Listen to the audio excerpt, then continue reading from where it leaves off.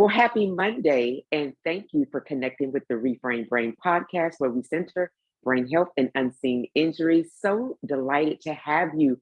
We are in month 6 of the podcast. The podcast is 6 months old, and just want to say thank you to each and every one of you. Are celebrating 1,000 downloads, and we are on episode 11. So thank you for everyone that has been plugged in. If you're watching this by YouTube, thank you so much for viewing us. Would also ask that you would please like today's episode and also subscribe and hit that notification bell so that you will be alerted when this podcast drops every first and third Monday morning. Also, if you're listening to us from one of your select podcast platforms, thank you so much for listening. We're so grateful to have you as a part of our extensive audience, and would ask that you would please do us a favor and leave us a review so we can continue to expand our community here at the Reframed Brain podcast. And so, listen, 6 months into the podcast, and I'm so delighted because we're doing things a little differently in month 6. We have a special guest, and that special guest is not only going to be with us for the first Monday, she's also going to be with us for the third Monday of the month as a guest co-host. So before I introduce her, I want to say to you, if you would like to get all of the what's going down with the Reframed Brain podcast, go to thereframedbrain.com, connect with our newsletter, and you'll also get a special treat, which are 5 best brain health tips and a playlist curated with you in mind. So our guest that will be with us for the month of June, her name is Mrs. Kimberly Jones, and she is celebrating her 21st year in the world of childhood education, and that's early childhood education. She led classroom instruction for 12 years and works currently on the administrative instructional leadership team as the lead instruction and curriculum specialist for Rock Spring Elementary School in Henry County School District. Mrs. Jones has worked closely with administrative teams and classroom teachers to deliver timely professional development, provide research-based intervention progress monitoring tools for teachers and students, modeling effective instructional practices, and provide feedback of instructional learning on instructional programming, She is currently a member of Henry County's Leadership and Development Cohort and additional leadership development programs. Kimberly Jones is a proud alumni and graduate of Albany State University's 2001 Early Childhood Education program, received her master's degree from Grand Canyon University in reading curriculum and instruction, and her educational specialist for Marlton University in early childhood education. She was employed by Atlanta Public Schools for 15 years, DeKalb County for 4 years, and Doherty County Schools for 1 year. She is the founder and CEO of Intentional Intervention, an educational consulting company that serves as a platform to bridge students' current performance with specific and individual interventions that produce positive student outcomes. She advocates and champions for not only students, but parents and caregivers to present tools needed to see growth and progress for present and future success. Her personalized attention to each student and family has proven to be the bridge strategically built in building a solid foundation needed for achievement. Reframed Brain family, let's welcome our very own community member and June special guest, Kimberly Jones. Welcome to the Reframed Brain podcast, Kim. Thank you so much, Erica. It is absolutely a pleasure to be here with you today. Oh gosh, we are so grateful to have you, not only for today's podcast, but to guest co-host. And so we've got some special things we're going to discuss that. And so let me go ahead and say it early. If you would like to have your question answered by Kimberly Jones with relation to education, and you're going to hear the context of the conversation that we have on the third Monday when she comes in to guest co-host, she'll answer those questions right here on the podcast, and we'll definitely shout you out. So send your questions to the reframedbrain@gmail.com. That's the reframedbrain@gmail.com to get your questions answered by Ms. Jones. I've already had a couple of people respond to the Friday newsletter that went out. So you definitely want to join the Reframed Brain family so that you can be in the loop of those things. So let's get into it. I think that it's very appropriate that you were on for this month because in May, right before the Memorial Day weekend, we had um, a school shooting in Texas where 21 lives were struck down by a gunman. And of those 21 lives, two of them were educators and 19 were babies in a classroom. Your degree, all of your degrees have a focus in early childhood education. So before we get into you sharing a little bit more about who you are, we've heard your bio and your consulting firm, Intentional Intervention. Could you speak to us as someone who has dedicated over 21 formal years in education? What are the unseen injuries? What are the unseen emotions that permeate professionals such as yourself that do this work, that have walked with parents? You have been with students who have unfortunately passed away. You have walked with parents through very difficult situations. Share a little bit from your lens as an educator what this moment is like for people in your profession and for those families. Talk to us about those unseen injuries, Kim. Thank you, Erica, for setting the platform for that particular conversation, which is still indeed a very difficult conversation to begin to frame cognitively, socially, emotionally, verbally. I first want to give my absolute heart, my thought, my prayers to the community in Texas that has experienced this catastrophic event. That we do not rush people to recover from. I want to honor the thought process that we will not try to quickly grieve and push this catastrophic, as I said before, event under the rug. We will dedicate ourselves to looking at how we can be better. What does it look like to be better? What does it look like to be empathic? What does it look like to have human compassion and to form that human ring around this community and to say, no one is stroking your back to say that it will be all right, but we are stroking your back to say we are here. And that's what that human chain is for. As an educator, I believe that it will most likely be very predictable to say that this hits in a place that is very different, but unfortunately not foreign. So I was sharing with a group of educators earlier, and we were just being nostalgic about our years in education and just kind of playing a little bit along the timeline of years that we have had in education, who's a little closer to retirement and who's just kind of just tipping and scraping at the glacier of our professionalism. And in our career, we came up with like, wow, we're sitting here with over 150 years amongst us of early childhood education. And the one thing that we stated we felt when we first walked across that stage and walked into our first classroom with our first roster, our first grade book, our first set of TEs that belonged to us, those desks that were shiny and polished and waiting on children to walk through and depend on us for so many different things other than just education, we did not feel afraid or unsafe to be in the building. We were very welcoming. Our parents entered. We had community stakeholders entered. And not at one time did we believe that we would be harmed.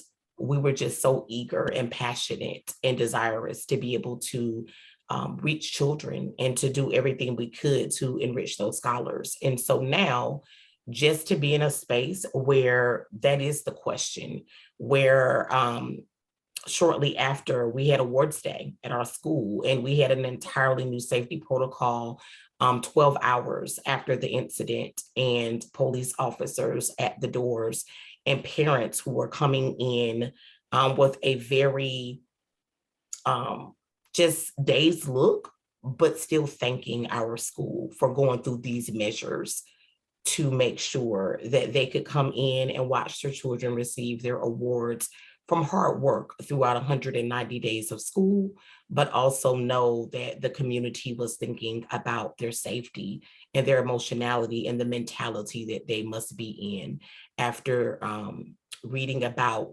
and learning of such a horrific event. So we are just going through this one day at a time, Erica, as you would say, one beautiful breath at a time. We're breathing through these moments. And I'm just encouraging people to allow people to feel what they need to deeply feel.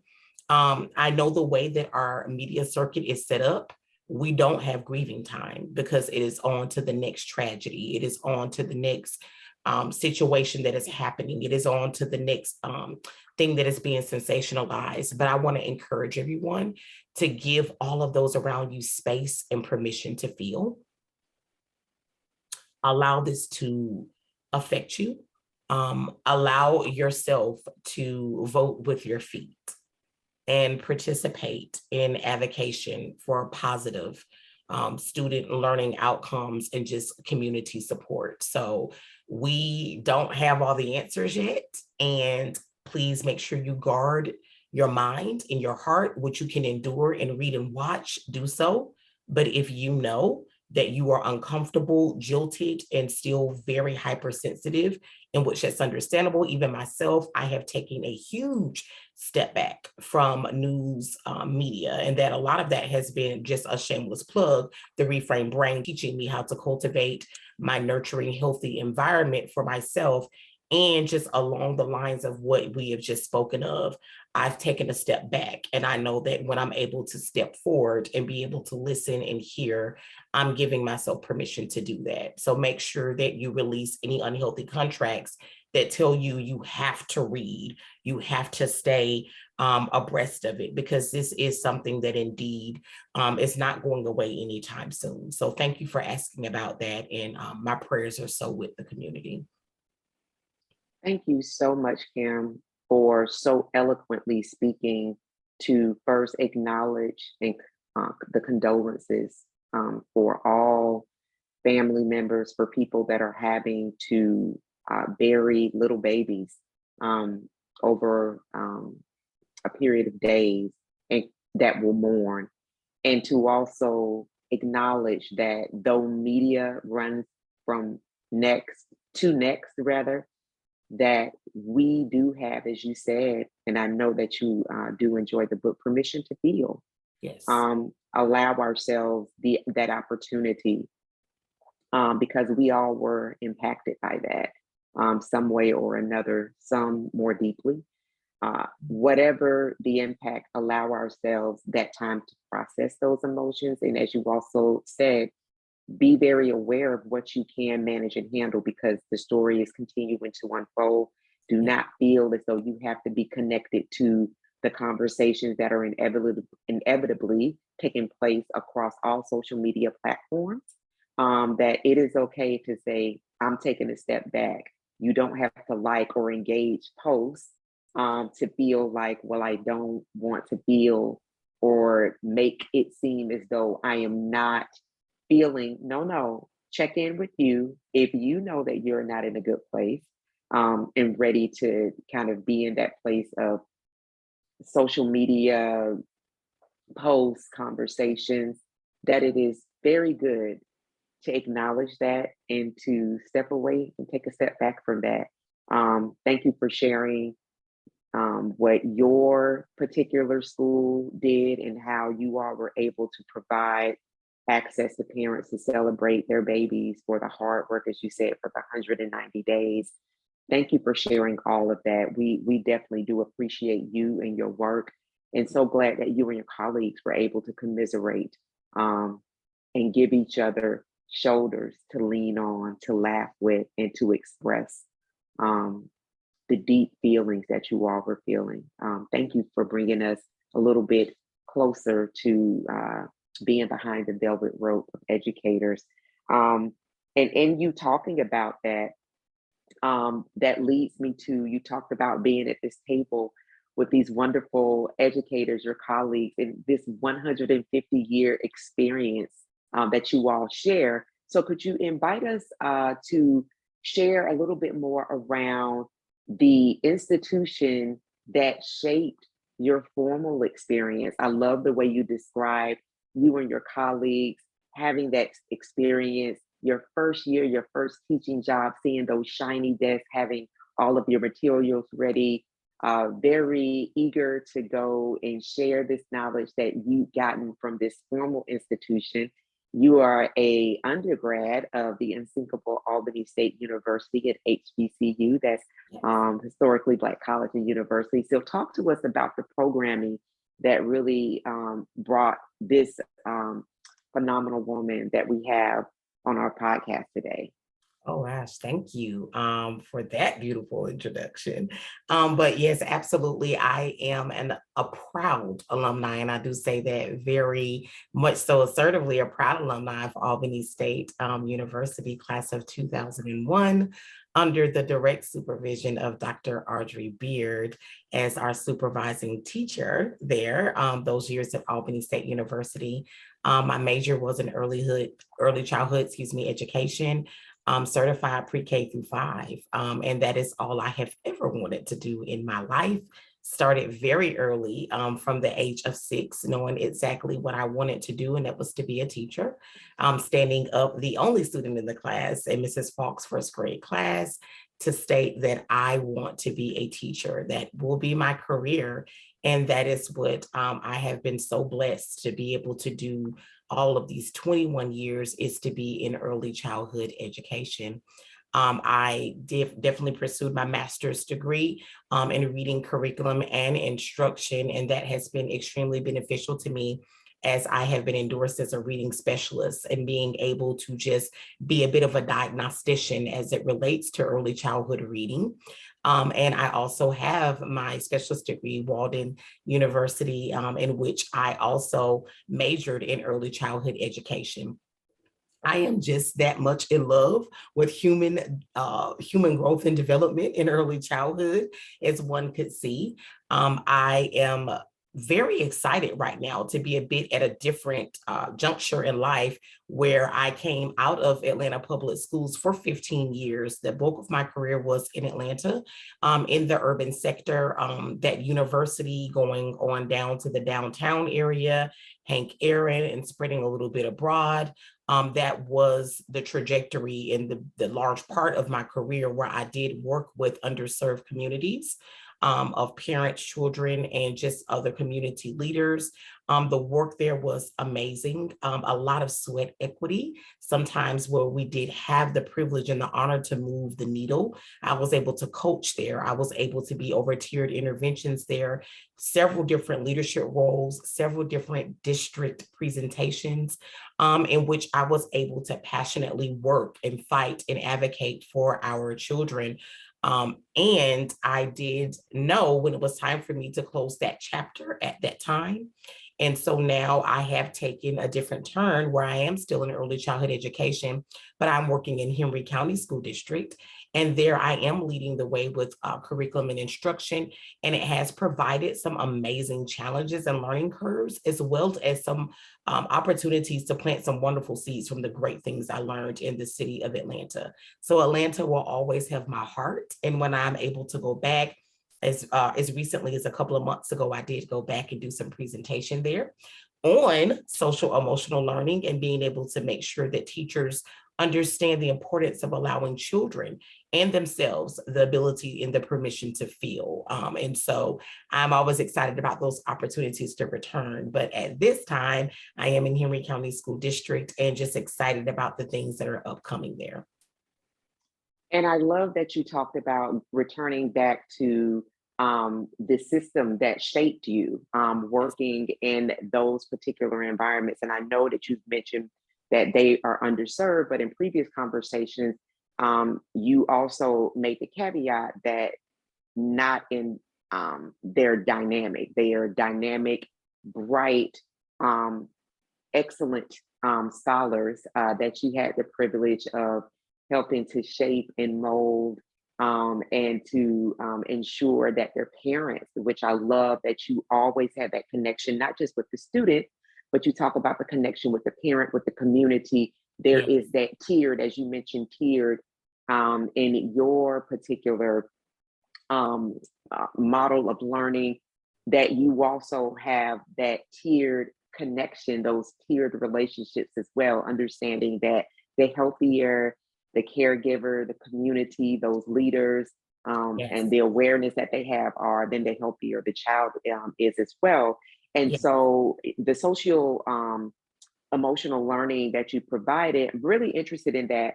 I want to talk a little bit more around that because March 13th, 2020, you also shared that that was when education made a sharp turn for you.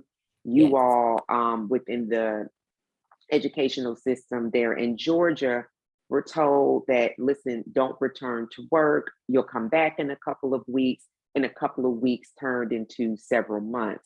There was tremendous learning loss, and it's Yes. happened not just here within the States, but it is global. Was listening to the World Bank, their spring conference about a month or so ago, and listening to different leaders, women leaders. As a matter of fact, the president of the Republic of Tanzania, different leaders from all around the globe talking about the really sharp learning losses that their specific country of students have faced. And so Brookings Institute provided a report in March that outlined severe shortages in education, lost instructional time, and mental health challenges. And I want to just read a little bit of the advisory that the US Surgeon General issued in December of 2021, specifically on youth mental health crisis further exposed by COVID-19 pandemic. Just going to read a little bit of it where he talks about before the pandemic, mental health challenges were the leading cause of disability and poor life outcomes in young people, with 1 in 5 children ages 3 to 17 in the US having mental, emotional, developmental, or behavioral disorder. He goes on to talk about the pandemic added to the pre-existing challenges that America's youth face. It disrupted the lives of children and adolescents, such as in-person schooling, in-person social opportunities with peers and mentors, access to social opportunities with peers and mentors, access to healthcare and social services, food, housing, and the health of their caregivers. Everything that you named with regard to what you do as an educator, what you do as a founder and CEO of Intentional Intervention directly speaks to this. And when we think about education, it's not just a place where children go to learn. Here again, we're hearing opportunities with peers, mentors, access to healthcare, social services, food, housing, and then the health of their caregiver. So that in itself, Ms. Jones, is definitely very tiered.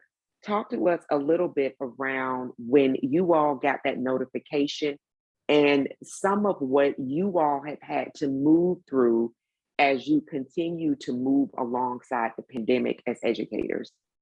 Yes, Erica, and those are some very resounding statistics, but yet those are statistics that are extremely realistic. This was the hugest shift I've ever experienced in my career when we went home on March 13th.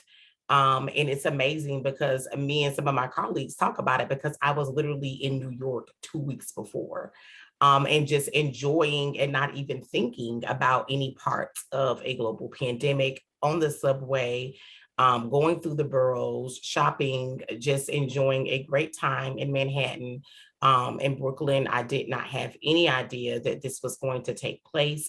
I was actually up there for a conference and coming back to redeliver that content only to find out that we were going to be out. And I, like most other educators, I definitely saw 2 weeks as, okay, let's make sure we deep clean. Let's make sure that, the facilities are safe. Let's make sure that students feel secure about learning, being that this is going to be something that is global.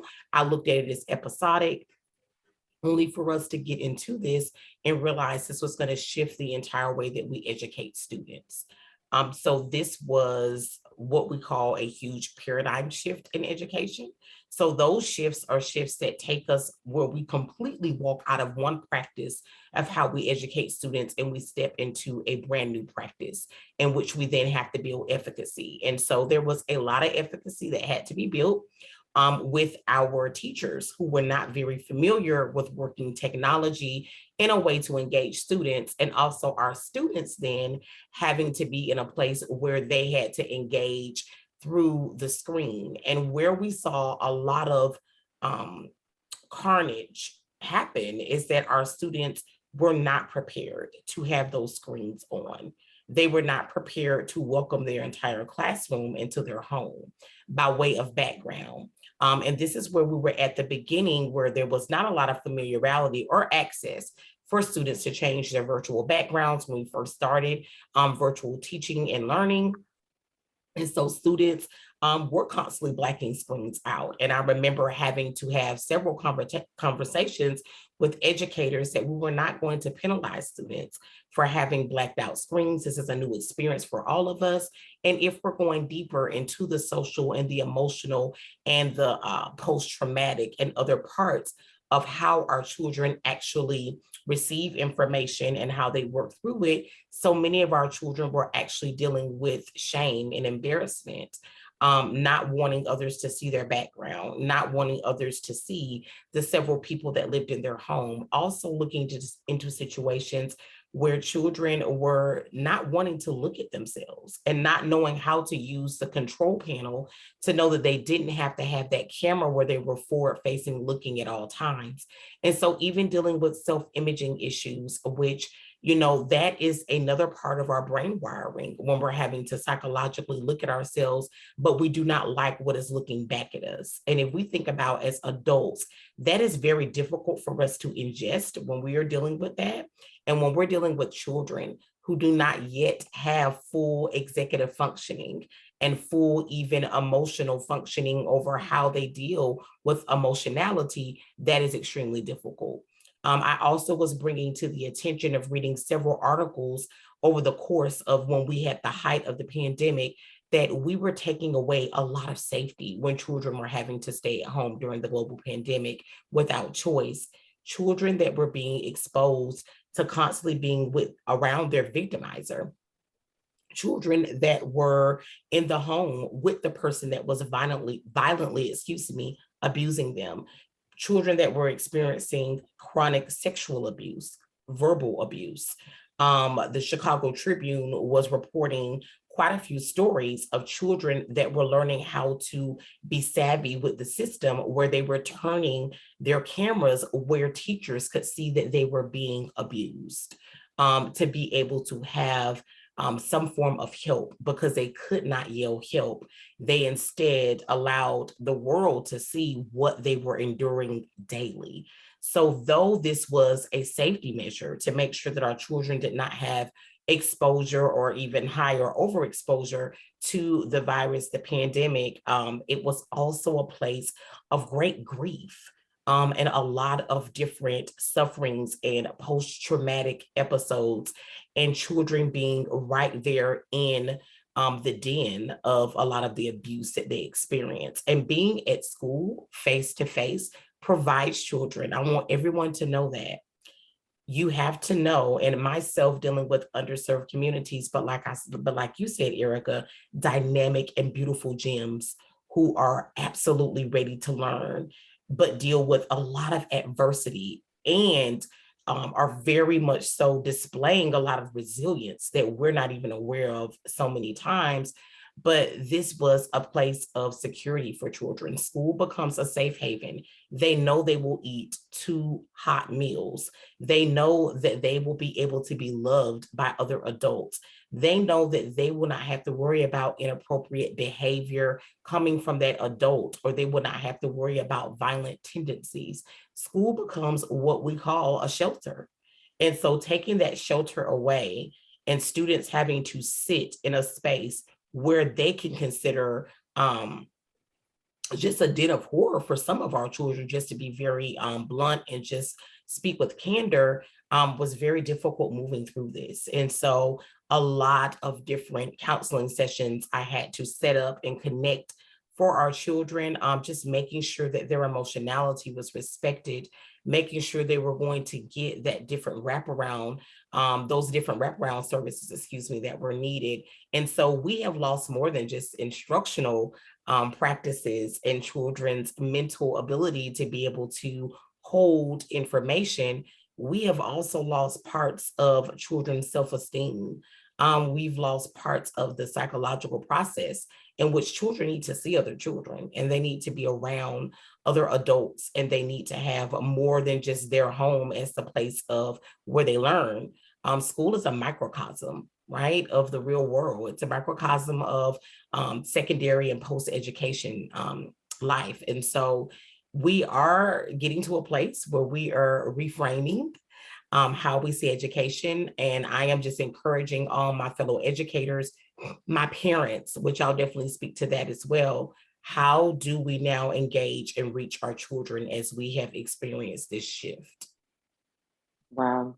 Thank you so, so much for speaking to specifically us, the Reframed Brain podcast community, but everyone that's listening that is a parent and a caregiver, to really bring us into what children, and we have to think about this as well too, for as much as people believe that children, and I know that I've said it, they come into the world and it seems like there's a little bit more enlightenment that they have because they're coming into a space of advanced technology. Yes. It's you see babies, their eyes are bright, they're open when they're newborns. They're still babies, they're still children. And for children have to experience a pandemic, and in addition to that, as you so it was just a real heart moment to really share how children had to be savvy not only with technology but also calling out people that are in their homes that are predators, that are abusers, Yes. that are criminals, Yes. people, adults who make it their work to really prey on children, traffickers, Right. adults with addictions and habits that should not that should not include children, and that these children had to, as babies, advocate for themselves, with the risk of, as you said, the whole world seeing. So just very, very grateful for educators such as yourself that are so tapped in to the students, to that tiered level of relationship that we talked about before, because you have said also in earlier conversation that children did bear the brunt of this pandemic, and you've really brought us in further, Kim, to share what that looked like. And so I want to move into, because you have laid a very fertile foundation for the work that you do as Yes. the founder and CEO of Intentional Intervention. The credentials are there, as my girl Reese would say. This is not cosmetics. Reese Colbert of Black Women Views would say that this is not cosmetics. She wrote a wonderful piece on that. This is credentials, and talking about our now VP, Madam Vice President Kamala Harris. You, ma'am, are not cosmetics. You have absolutely the credentials. You have your advanced degrees specifically in early childhood education, curriculum development. You are a certified reading specialist, 21 years that you bring with you. And in addition to that, you have the knowledge base around social emotional development. You mentioned yourself, you are very much so invested in human growth and development with relationship to early childhood education. Yes. So talk with us about your firm. And when we think about the word intervention, I know if you had kind of like a word cloud, one of the immediate or a pictorial, one of the immediate things I would think about is struggle, right? And so that would be one of the words as well. But I would, in my mind, I would think about someone who has an addiction, that is really battling to try to overcome that. So struggle, overcoming. Those are some of the things that I think about when I think about the word intervention. But what your firm does is so diverse. It is so broad. So talk to us about intentional intervention, its genesis, and the services that you all offer, and who your ideal customer is. Thank you, Erica, for laying that segue there. So intentional intervention was birthed out of my passion for equity. So that is another huge, huge, monumental platform that I stand on, is equity for all children. And that is why intentional intervention is an amazing consulting firm, because it is not just centered around, and I love that you were being so honest with that, Erica, because that is the thought process. We think intervention, we think of the struggler, we think of the person that has an addiction, we think of the one that, quote, air quote, just can't get right. But that is not what we focus on. We focus on equity and education for all children and for all of our parents. We pride ourselves on sharing the process with you, parent, so that you are able to efficaciously go to your child's school or either any other educational programming there that they are involved in, and you are well equipped, that you have your weapons to be able to make sure that you are advocating the right way for your child. I spent about 4 years being a MTSS coordinator. And what that means is I was able to help serve the school district around making sure that students receive multi-tiered support services. And that was not just for our struggling students. This intervention for our consulting firm focuses on whatever the present level of performance is and how we can accelerate. That is what we do. So if you are the parent of a child that has some deficits and you've noticed those deficits definitely shift because we have been in a different type of educational form due to the global pandemic, absolutely, we're here to serve you and consult with you and to make sure you have the right tools, you and your child, to be able to have that upward mobility. If your child is gifted, we are absolutely here for you as well, because a lot of times, and I don't want to use absolution terms, but our gifted children are left out of the equation because we have an assumption that our children will just be okay. I use the example when I do talk to clients and parents, oftentimes about me and my sisters, very smart, gifted in AP classes, graduated high honors. However, that does not mean that we did not still need support with other areas in education. But people often just take that qualifier, and then those children never get the true acceleration or enrichment needed. So we are here for that as well. We're here also for the Tier 4 service of our special education children. So we look at education in tiers, and all children are in tiers. There's a structure in place to make sure that each child is served with all of the tools that they need to be served with. So with our consulting firm, we leave no child out. We make sure all children are equitably able to access what they need for their next phase of learning. So I'm so excited about the work that we're going to do for our children. And as I said, it is for all students.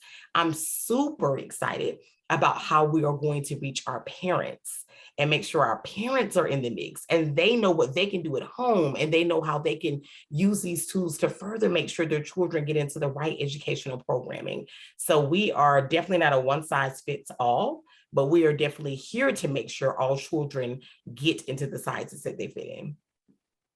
I so love that you do that. And I love that you broke out specifically that to break up the pictorial, the word cloud of what the services that you all provide for, and thinking about also that gifted student.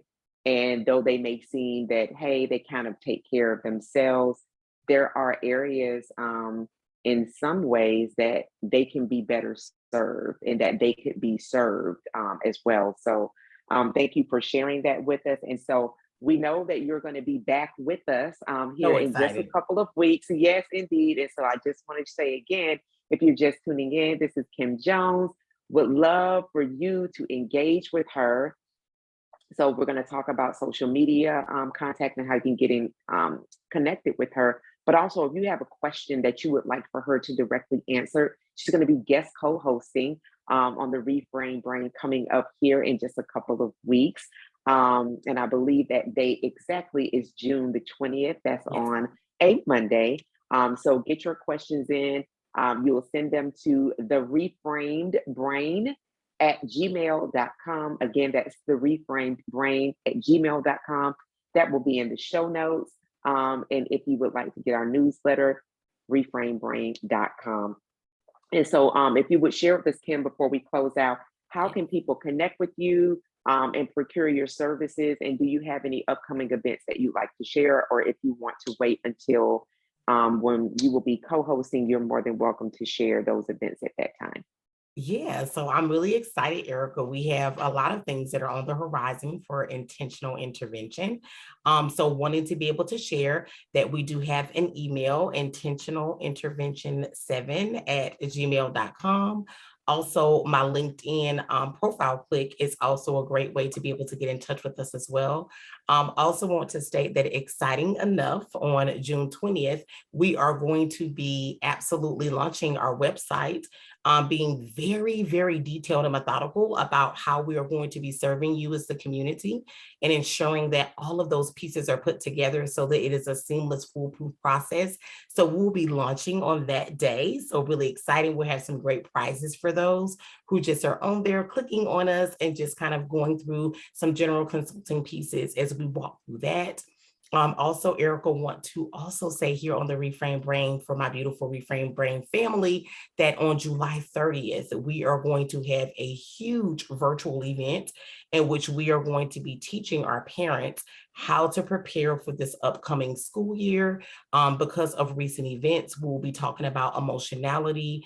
We'll be talking about ways to be able to socially speak with your child in a safe way that is not intrusive and that is not what we call kind of foreshadowing, where you're predicting how your child will respond.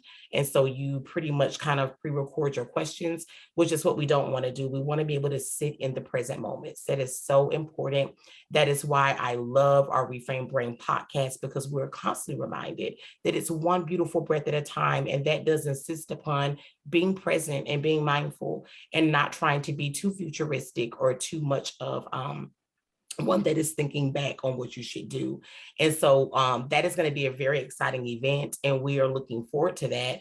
It's going to be something that is open nationwide. We will not just pretty much just try to coddle it to just our Georgia family, but we want all people to be able to listen and get on. So that information will also be on LinkedIn in the coming weeks. And so we're just so happy to serve the community with equity. So excited for June 20th, as many as can. Please send those questions in. And even if we don't have all time, that time permits, we will make sure that we are still answering those through the newsletter and through other forms of social media. Love, love, love that. And congratulations on the launch that is happening on June 20th. Congratulations, Intentional Intervention. Will you be sharing that website link with us on that Yes. time? Okay, perfect. So we'll have that for you all. Very excited. Her LinkedIn is Kim Jones. You'll see this same beautiful face. And if you happen to be listening to us, if you go in the show notes, her LinkedIn profile is provided for you in the show notes so that you can connect with Kim Jones. So Kim, thank you so very much for gracing us. You are a proud community member of the Reframed Brain. She reads her newsletter, she listens to the podcast, watches the podcast, and shares it out. And also, Kim Jones is my sister. I know some of you have guessed that, some of you already do it if you know me on a more personal level, but this is one of my baby sisters. I can say very confidently that from the time Kim literally entered into the world, our mother is an educator as well, retired presently. However, she followed my mom when my mom, I think at the time, was teaching kindergarten. And so she would bring her curriculum books home and things of that nature. And Kim was literally one step behind her. And her first student was our youngest sister, Yeah. And so we are a military family, and so wherever we were stationed, Kim always had a utility closet, be it the laundry room, that was set up to teach. And she was very serious. She gave report cards. She has always, always known who she was. And we're so grateful that you captured who you were and have offered that. She has won numerous awards, Teacher of the Year, you name it, but she walked strongly in what she was put into the earth to be. So, as a sister, as somebody who absolutely loves and honors you, as a wonderful friend, also, in addition to being blood related, thank you so much for sharing your wonderful, wonderful star with all of us and for making thousands of students, thousands of parents, caregivers, community leaders, and colleagues much better because you were unselfish with that. And we look forward to seeing you in a couple of weeks. Awesome. Thank you so much, sister. And I am looking forward to it as well. Reframe Brain, I look forward to your questions. I look forward to just being with you all on June 20th. And I am absolutely elated. Yes. So again, send those questions for Kim to answer directly. She'll really have charge of the show here in a couple of weeks. So again, that address to send your questions, run the gamut. You've heard her resume, you've heard her talk about what she does. Send those questions to the reframed brain at gmail.com. And if you are, even if you have a little one, I mean, like a toddler, a little one, maybe your baby is 6 months old. Listen, wonderful, wonderful is that person who prepares. So send your questions to Kim so you can be thinking, if you're already thinking about some of the things that maybe you need to be doing to help shape their mind for excellent outcomes as it relates to education. The reframed brain at gmail.com. Listen, thank you again for tuning in to today's episode. Thank you for 1,000 downloads. Thank you for 6 months with the Reframe Brain. And again, if you want our newsletter, we do that the first Monday of the podcast to share with you who's the feature. And then at the end of the month, we have a Friday Rewind that showcases both of our guests that we've had, or in this case, it'll be one guest.